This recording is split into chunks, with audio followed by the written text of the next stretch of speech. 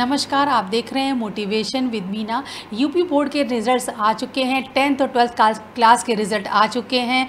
हालांकि इस बार UP board ने कोई मेरिट लिस्ट जारी नहीं की है, लेकिन जिस तरह के नंबर आए, मार्क्स आए, उसके आधार पर यूपी बोर्ड में 12th क्लास में टॉप किया गौतम रघुवंशी ने। गौतम रघुवंशी ओंकारेश्वर सरस्वती विद्या निकेतन इंटर कॉलेज के स्टूडेंट हैं। 10th में भी इनकी पूरे यूपी में फर्स्ट रैंक आई थी, तब इनको मिले थे 97.17% मार्क्स। इस बार गौतम को मिले हैं 92.220% इनको नंबर मिले हैं। ओंकारेश्वर विद्यालय के छात्र हैं और 10th क्लास में टॉपर थे गौतम मेरे साथ जुड़ेंगे, हम उनसे बात करेंगे कि क्या वो इस रिज़ल्ट से सेटिस्फाई है। लेकिन फिलहाल सबसे पहले हम बता देते हैं कि गौतम को सब्जेक्ट वाइज कितने नंबर मिले। अगर हम परसेंटेज की बात करें तो इन्हें मिले हैं 92.20% और मार्क्स की बात करें तो सबसे जो उनको अच्छे नंबर उनके आए हैं वो है फिजिक्स और मैथ में इनको मिले हैं 95 नंबर, यानी 100 में उनको 95 मिले हैं। इसी तरह से उनको फिजिक्स में मिले हैं 93 और कंप्यूटर साइंस में उनको मिले हैं 93 और हिंदी में मिले हैं 88 और केमिस्ट्री में मिले 87। इस तरह से इनको 92% मार्क्स मिले हैं। गौतम, रिज़ल्ट आ गया है, क्या आप सेटिस्फाई हैं इस रिज़ल्ट से? नहीं मैम, सेटिस्फाइड तो बिल्कुल भी नहीं है, क्योंकि हाई स्कूल में 97 आए थे और अब इंटर में सीधा 92 हो गया। तो मलाल तो है कि इतने कम हो गए। और डेफिनेटली अगर एग्ज़ाम्स होते हैं, फिर चाहे वो किसी भी मोड में कंडक्ट होते हैं, ऑनलाइन ऑफलाइन या कैसे भी सिक्योरिटी मेजर्स लेकर के एग्ज़ाम्स किए जाते हैं, तो डेफिनेटली रिज़ल्ट इससे तो बेहतर ही होता है। अच्छा, ये जो पैटर्न था यानी रिज़ल्ट बनाने का, ये अपने आप में बहुत ही अभूतपूर्व सिचुएशन रही है कि बिना एग्ज़ाम के बच्चों को पास किया गया है। लेकिन अगर हम यूपी बोर्ड का ओवरऑल रिज़ल्ट देखते हैं तो देखिए 92% जो मार्क्स है वही मैक्सिमम मार्क्स अभी तक समझ में आ रहे हैं। तो बहुत ज़्यादा बच्चों के 98 या 99% मार्क्स नहीं दिख रहे हैं। तो क्या आपको लगता है कि काफ़ी टफ मार्किंग की गई है? यूपी बोर्ड की मार्किंग तो मैम हमेशा से ही काफ़ी टफ रही है और यहाँ पर मार्क्स लाना तो आसान नहीं होता है। लेकिन फिर भी 92 जहाँ तक मेरा मानना है, क्योंकि हाई स्कूल इंटर में भी 95-96 गए हैं, ऐसी बात नहीं है, तो इस बार शायद थोड़ी ज़्यादा टफ हो गई। गौतम, आपने 10th क्लास में भी यूपी टॉप किया था, तब आपके नंबर थे 97.17% नंबर। तो जो आपको 12th में नंबर मिले हैं जिस फॉर्मूले के आधार पर, कहाँ पे आपको कमी लग रही है कि क्या, जैसे आपने मैं कल भी देख रही थी कि आप सेटिस्फाई नहीं हैं, कैसे आपको लग रहा है कि ये आपके नंबर और बेहतर आ सकते थे? मैम डेफिनेटली यहाँ की, क्योंकि एग्ज़ाम जो भेजे गए थे, नंबर 11th के मार्क्स और प्री बोर्ड्स वगैरह के जो मार्क्स हुए थे, वहाँ पर ही शायद थोड़ी कमी रह गई। और अगर होता तो उन्हीं में कमी रह गई, नहीं तो और बेटर हो जाते। आपके जो ये फॉर्मूला था, मतलब आपके प्री बोर्ड के भी नंबर लिए गए होंगे, 11th के भी नंबर लिए गए होंगे, तो क्या कहीं प्री बोर्ड, चूँकि ये वाकई में पिछले 1 साल से बहुत प्रॉब्लम चल रही थी, कोरोना पैंडेमिक की वजह से आप लोग स्कूल नहीं जा पाए और बहुत सारी प्रॉब्लम रही हैं, लॉकडाउन रहा है, तो क्या इस दौरान जैसे प्री बोर्ड के एग्ज़ाम या 11th की परफॉर्मेंस, क्या ये सब प्रभावित रही है? मैम कोरोना तो जब स्टार्ट हुआ था पिछले साल से, तो क्लासेस तो पूरा का पूरा जो मीडियम था फिर वो ऑनलाइन हो गया था। उसी में सारी क्लासेस चली हैं, सारे एग्ज़ाम्स प्री बोर्ड हुए हैं, जितने भी वीकली एग्ज़ाम्स हुए हैं सब ऑनलाइन मोड में ही हुए हैं। तो एक जो स्टूडेंट और टीचर्स का इंटरेक्शन था वो इतनी अच्छी तरीके से नहीं हो पाया, बट मैक्सिमम जितना भी हो सकता था उतना किया गया है। और काफ़ी जगहों पर ऑनलाइन क्लासेस वगैरह भी चली हैं, तो उससे स्टूडेंट्स को काफ़ी फ़ायदा हुआ है। लेकिन थोड़ी बहुत जो क्लासरूम का एनवायरनमेंट होता है उससे वो थोड़ा डिफरेंट ही होता है, तो उससे थोड़ा बहुत लॉस तो हुआ ही है। हमने देखा सीबीएसई में का रिज़ल्ट हमने देखा कि 95% से अबव लाने वाले स्टूडेंट की संख्या बहुत है। इस तरह से 99% लाने वालों की संख्या भी बहुत ज़्यादा है।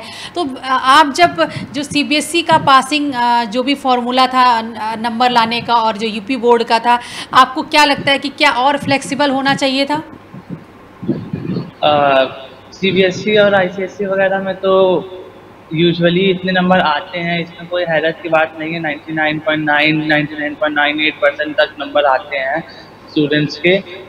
बट यूपी बोर्ड में तो ऐसा नहीं होता है, तो उसमें कोई हैरत की बात नहीं है और कंपेयर करने की बात भी नहीं है। बट यूपी बोर्ड में इस बार उसके ही हिसाब से देखा जाए तो काफ़ी कम मार्क्स दिए गए। हम्म। अगर आपको मौका मिलता फाइनल एग्ज़ाम देने का, तो आपको क्या लगता है फिर आप इससे बेहतर परफॉर्मेंस होती, कितना परसेंटेज आप ला पाते तब? अगर एग्ज़ाम्स देने का मौका मिलता तो डेफ़िनेटली, क्योंकि पीसीएम तो हम लोगों के कोर सब्जेक्ट्स ही हैं। तो केमिस्ट्री में जैसे काफ़ी कम हो गया मार्क्स, तो उसमें बेटर हो सकता था, मैथ्स में और फिज़िक्स में भी बेटर हो सकता था।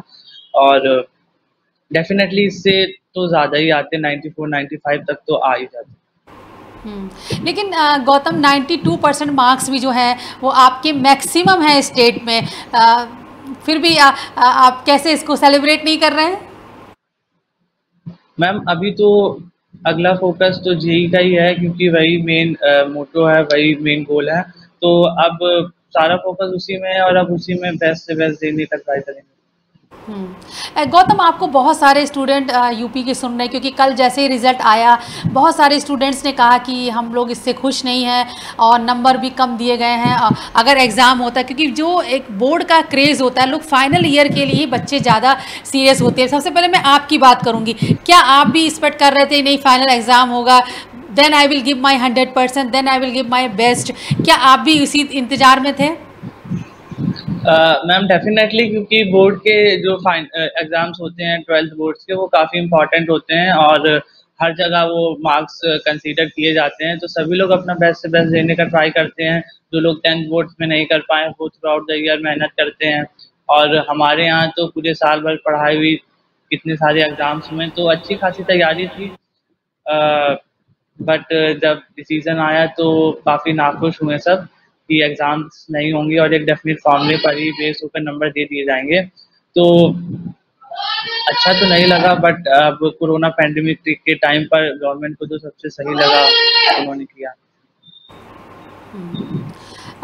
गौतम, एक और बात, जैसे कि बोर्ड ने सभी, चाहे सीबीएसई बोर्ड की बात हो या यूपी की, उन्होंने कहा था कि अगर कोई बच्चा अपने रिजल्ट से सेटिस्फाई नहीं है वो दोबारा एग्ज़ाम दे सकता है। आपका क्या फ्यूचर प्लानिंग है? मैम अभी तो मेरा पूरा फोकस मेरे जेई के एग्ज़ाम पर ही है और अभी तो इस बारे में कुछ सोचा नहीं है। एडवांस की तैयारी कर रहे हैं आप? जी मैम। जैसे, लेकिन फिर भी आप ये बताओ कि आपने कहा कि तमाम सारे जो मैं, कि मैं इसलिए पूछ रही हूँ कि आप अगर देखें तो सबसे मैक्सिमम मार्क्स आपने ही हासिल किए हैं और यूपी बोर्ड में भी आप पूरे यूपी में टॉपर थे। मैं ये 10th क्लास में आप टॉपर थे, 12th में भी आपकी परफॉर्मेंस अगर ओवरऑल स्टेट की देखें तो 92% रियली इज़ गुड, क्योंकि काफ़ी अच्छे मार्क्स आपको मिले हैं। लेकिन जो बच्चे सेटिस्फाई नहीं है, और आपने बहुत अच्छी बात कही कि अब मेरा फोकस जेई के लिए है, जेई एडवांस की तैयारी आप कर रहे हैं, बाकी बच्चे जो सेटिस्फाई नहीं है उनको आप क्या मैसेज देना चाहते हैं? मतलब इस सिचुएशन को आप कैसे देखते हैं? डेफिनेटली मैं कहूँगा उनसे कि अगर आप रिजल्ट से अपने सेटिस्फाइड नहीं है और अगर आपको पूरा कॉन्फिडेंट है कि आप इससे ज़्यादा स्कोर कर सकते हैं, तो आप ज़रूर जाइए। अगर यूपी बोर्ड की तरफ से भी कोई निर्देश आते हैं कि आप दोबारा एग्ज़ाम दे सकते हैं ऑफलाइन मोड में, तो आपको देना चाहिए। अगर आपका कोई फ्यूचर गोल्स या और किसी एग्ज़ाम की तैयारी नहीं कर रहे हैं तो आपको ज़रूर ट्राई करना। लेकिन आप, जैसे मैं कहूँ कि आप भी सेटिस्फाई नहीं, लेकिन अभी आपने कहा कि नहीं, मेरा पूरा फोकस इस बात पर है कि हम, क्योंकि ऐसे बहुत सारे एग्ज़ाम आएंगे और 12th क्लास एक बस एक स्टेप है, लेकिन अभी जो मेजर फोकस है वो आपका जेई पे है। आप इस सिचुएशन को कैसे देखते हैं? जैसे कहते हैं ना कि एक एग्ज़ाम बच्चों को लग रहा है 12th में अच्छा नहीं हो पाया, आप इस सिचुएशन को कैसे देखते हैं? मैम 10th के और 12th के एग्ज़ाम्स इम्पॉर्टेंट हैं, बट उसके बाद भी कई सारे, क्योंकि आज का पूरा टाइम कॉम्पिटिटिव एग्ज़ाम्स का है, हर चीज़ के लिए हमें कंपटीशन क्लियर करना पड़ता है। तो और वहाँ पर आप जाएँगे तो पूरा का पूरा ऑब्जेक्टिव बेस्ड वो होता है, एग्ज़ाम्स होते हैं। तो उसमें कोई ऐसी प्रॉब्लम नहीं है, अगर आपके अंदर कैपेबिलिटी है, मेधा है, तो आपको रिज़ल्ट ज़रूर मिलेगा। और 12th के एग्ज़ाम्स तो बस एक पड़ाव है, उसके बाद भी कई सारे एग्ज़ाम्स हैं। खैर ये रिज़ल्ट तो आपका आ गया है और आपने पूरे स्टेट में टॉप किया है 92% मार्क्स, रियली नॉट बैड। हाँ, आप थोड़ा और बेहतर कर सकते थे अगर फाइनल एग्ज़ाम होता, लेकिन फिर भी मैं ये जानना चाहती हूँ कि तमाम स्टूडेंट ऐसे भी हैं जिनको 60 और 70% पे ही सेटिस्फाई होना पड़ा, बहुत 80% पे सेटिस्फाई होना पड़ा, उन्होंने भी बहुत मेहनत की। मैं ये जानना चाहती हूँ कि गौतम ने जो 11th का ये पूरा पीरियड था, 11th क्लास का जो पूरा पीरियड था इस पैंडेमिक के दौरान, और जो 12th क्लास में जबकि आपने प्री बोर्ड के एग्ज़ाम दी, उसको आपने कैसे हैंडल किया? यानी जब 11th में आप थे और ऑनलाइन पढ़ाई चल रही थी, आप स्कूल नहीं जा रहे थे, उस समय आपका क्या रूटीन रहता था? तब एक्चुअली 11th तो पूरा ख़त्म हो चुका था, 12th का ही स्टार्टिंग थी। हम लोगों की जो ऑनलाइन क्लासेस वगैरह थी वो अप्रैल से ही स्टार्ट हो गई थी। तो मॉर्निंग में क्लासेस होती थी स्कूल की, शाम को फिर कोचिंग की क्लासेस होती थी, और उसके बाद में जब टाइम मिलता था तो असाइनमेंट्स वगैरह और सेल्फ स्टडी करते थे, और फिर ढेर सारे प्री बोर्ड भी और कई सारे एग्जाम्स भी हुए, तो उनसे काफ़ी अच्छी प्रिपरेशन हो गई। फिजिक्स की बात करती हूँ, फिजिक्स को में आपको मैक्सिमम नंबर मिले हैं। फिजिक्स में आपने कैसे पढ़ाई आप कर रहे थे? फिजिक्स में 12th क्लास में कितनी बुक्स थी, और घर में चूँकि ऑनलाइन पढ़ाई चल रही थी, आप कैसे उसको कितनी देर पढ़ते थे फिजिक्स? मैम, मैंने पीसीएम की जो कोर प्रिपरेशन है वो कोचिंग से ही की थी, क्योंकि अब जेई वगैरह का जो लेवल है तो फिर वो पढ़ने के बाद उसके कॉन्सेप्ट समझने के बाद बोर्ड का लेवल थोड़ा सा आसान ही लगता है आपको, और उसमें थोड़ा सा बस सब्जेक्टिव मोड हो जाता है, तो उसके लिए थोड़ा सा बस थ्योरी वगैरह ज़्यादा पढ़नी पड़ती है और लिखने की प्रैक्टिस वगैरह ज़्यादा करनी पड़ती है। बाद बाकी जो कॉन्सेप्ट थे वो मेन कोचिंग से ही वो करें, और स्कूल से बाद बाकी जो नोट्स वगैरह हैं उन्हें पढ़ा, अच्छे से रिवाइज किया, तो उससे अच्छी प्रिपरेशन हो गई थी। जब गौतम आप 12th क्लास की पढ़ाई कर रहे थे और आपका मेन टारगेट था जेई, आप जब जेई की तैयारी भी कर रहे थे और साथ में बोर्ड की तैयारी भी कर रहे थे, तो कहीं कोई क्लैश हो रहा था या आपका मेजर फोकस जेई पर ही था, और आपने जैसे कहा कि जेई की तैयारी कर ली तो फिर बोर्ड की चीज़ें आपको आसान लगती हैं? मैम, मेजर फोकस तो जेई का ही था, 10th के बाद से ही जेई का ही था, और जेई की तैयारी के बाद तो ये सही है कि बोर्ड्स तो काफ़ी फिर कंपैरेटिवली ईजियर ही लगता है। तो जेई क्लैश जैसी कोई बात नहीं है, सुबह स्कूल की चलती थी, जेई की शाम को चलती थी, और स्कूल से भी काफ़ी रिलैक्सेशन था, तो अच्छा, काफ़ी इस हेल्पफुल रहा। लॉकडाउन की वजह से और स्कूल ना जाने की वजह से क्या वाकई पढ़ाई प्रभावित हुई? क्योंकि कुछ स्टूडेंट ये भी कहते हैं कि नहीं, लॉकडाउन था, स्कूल जो आने जाने में टाइम लगता था, और उनका कहना था कि नहीं, हमने घर में रह के बेहतर टाइम मैनेजमेंट किया। आपका क्या परसेप्शन है इसके बारे में?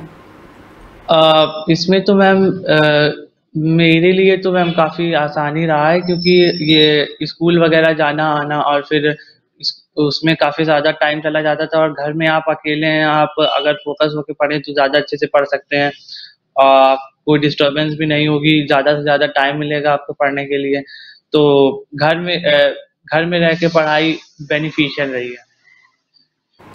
कि जब लॉकडाउन था, कितने घंटे आप, चूँकि आपको जेई के लिए एक मेजर, जैसे आपने कहा जेई आपका फोकस था और बोर्ड की तैयारी भी आप कर रहे थे, कितने घंटे रोजाना आप पढ़ लेते थे?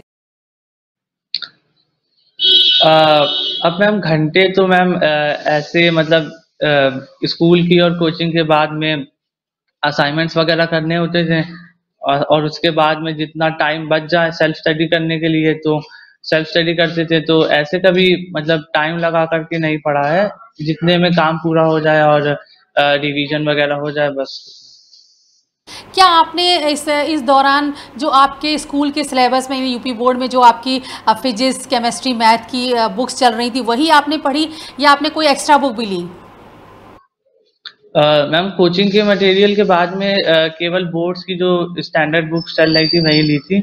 मैथ्स में आरडी वगैरह हो गई, और फिजिक्स केमिस्ट्री में बालाजी और बालाजी वगैरह, तो वही पढ़ी थी, और उसके अलावा नोट्स प्रिफर किए थे, उतने ही सफिशिएंट है, उससे ज़्यादा पढ़ने की ज़रूरत भी नहीं। हम्म।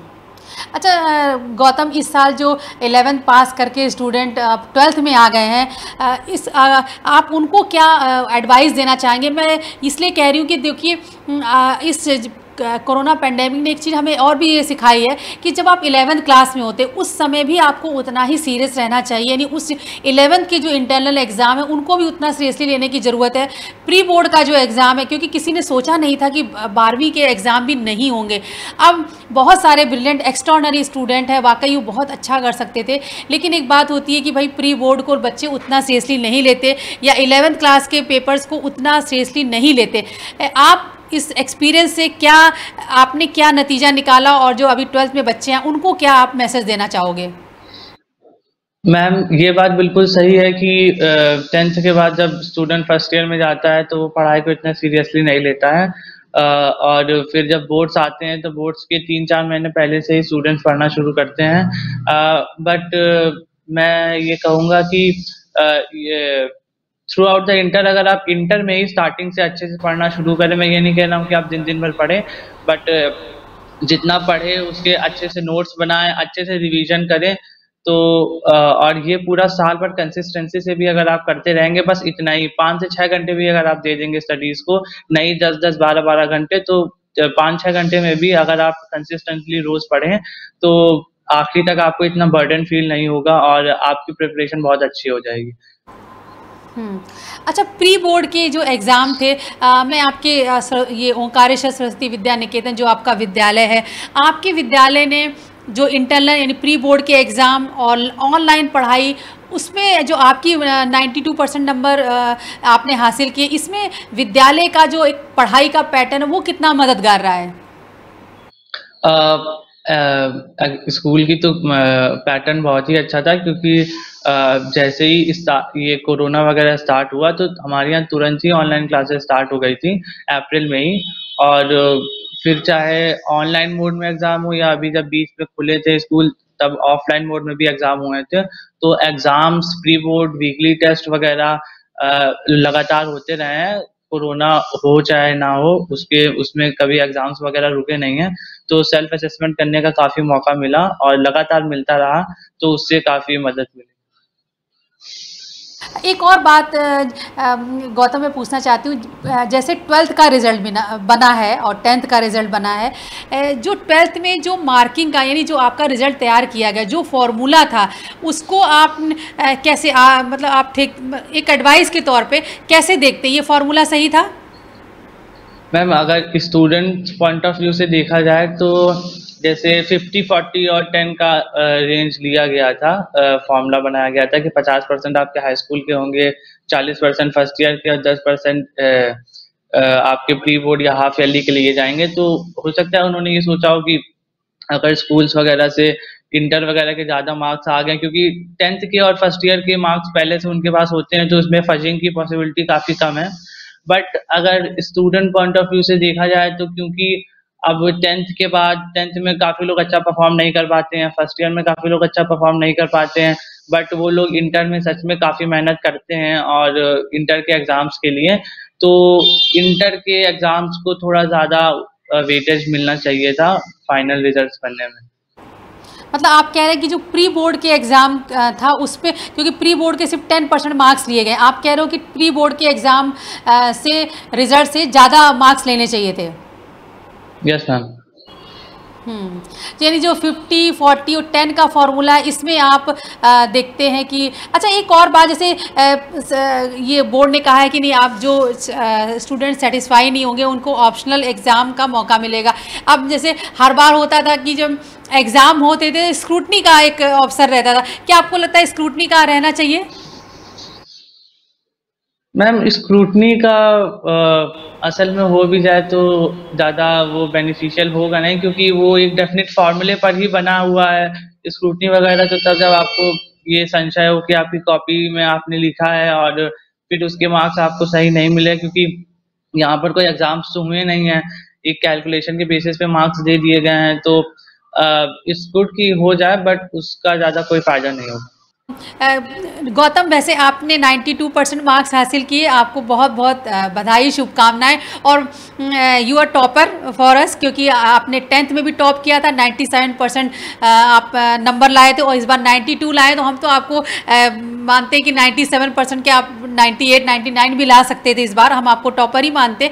ओवरऑल अगर आप देखें इस कोरोना पेंडेमिक में जिस तरह से आपने पढ़ाई की है और आपने कहा कि नहीं ऑनलाइन पढ़ाई से कोई प्रॉब्लम नहीं हुई, बल्कि इससे आपका टाइम बचा और आप अपनी जेई के एग्ज़ाम के लिए फोकस कर पाए। ओवरऑल आप क्या देखते हैं, जो बच्चे 87% या 60% 70% पे ही अटक गए, उससे ऊपर उनके नंबर नहीं आ पाए, उनको आप क्या मैसेज देना चाहते हैं? अब उन्हें क्या करना चाहिए? क्योंकि कुछ बच्चे ऐसे हैं जो एग्ज़ाम देने के लिए भी तैयारी कर रहे हैं या फिर जो एग्ज़ाम देने से डर रहे हैं, बट उनको लग रहा है कि फ्यूचर में बहुत हमेशा उनकी जब भी 12वीं की मार्कशीट देखी जाएगी, कहा जाएगा ये तो नंबर सही नहीं है, दे आर वेरी डिप्रेस। ऐसे बच्चों को आप क्या कहना चाहते हो?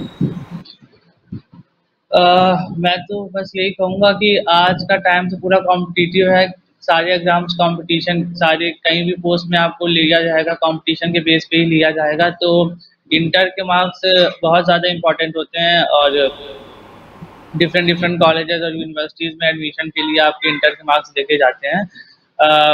तो आपको अगर आपके मन में डाउट है और आप को लगता है कि आप इससे बेटर कर सकते हैं, तो आपको जाना चाहिए अगर बोर्ड की तरफ से ऐसा कोई आता है।